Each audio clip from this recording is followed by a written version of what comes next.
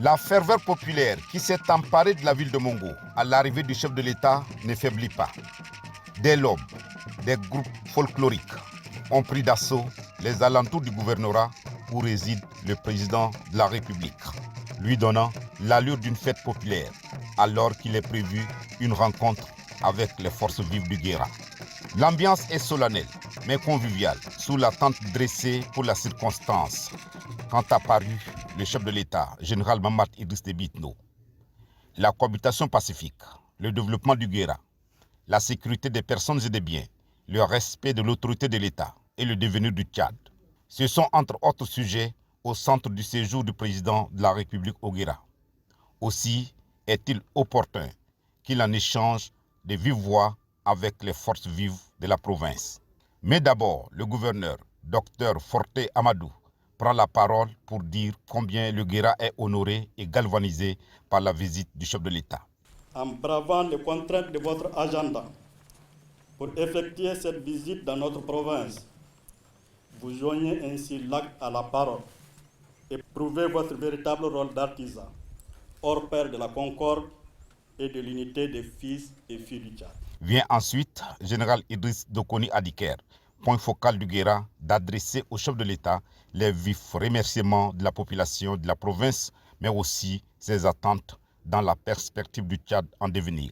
Votre arrivée parmi vos frères du Guéra, victimes de conflits meurtriers, dénote de votre esprit de compassion et de votre attachement à cet idéal de paix et de la cohabitation pacifique souhaité entre toutes les communautés tchadiennes.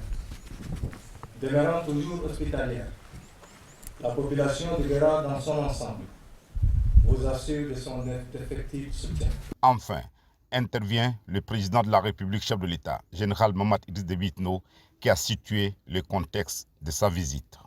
En effectuant cette visite, j'ai voulu être au contact direct des réalités de la province et témoigner ma sincère compassion et mes profonds regrets aux familles de toutes les victimes des récents conflits, mais aussi réaffirmer haut et fort mon attachement résolu à l'idéal de paix et de cohabitation pacifique entre toutes les composantes de la nation. Le président de la République, qui a édifié de long en large l'assistance sur ses profondes aspirations pour le Guéra et le Tchad dans son ensemble, a conclu que rien de durable ne peut être accompli sans la paix et la cohésion nationale. Et en la matière, le Tchad dispose des atouts solides a fait observer le chef de l'État.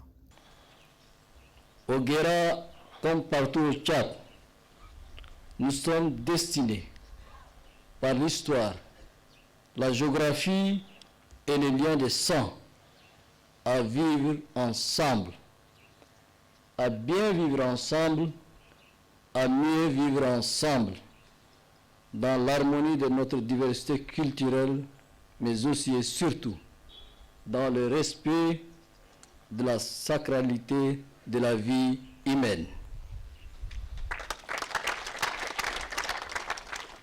Le brassage ancestral qui unit les composantes de notre nation est de loin bien plus ancré, bien plus fort et bien plus enrichissant que n'importe quelle divergence artificielle créée de toutes pièces pour s'aimer la discorde communautaire.